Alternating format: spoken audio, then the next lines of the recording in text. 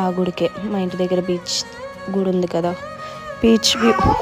మేము వెళ్ళినప్పటికీ కొంచెం ఎర్లీగా వెళ్ళాము, వ్యూ చూసుకుని కొంచెం ఉందామని.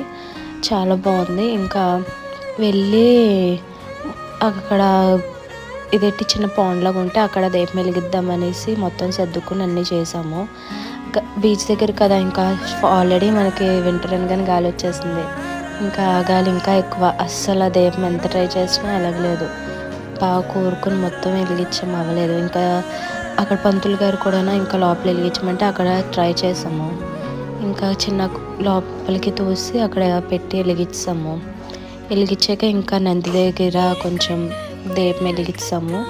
మేము వెళ్ళేప్పటికీ ఎవరు లేకపోవడము, ఇంకా బాగా అయింది దర్శనము.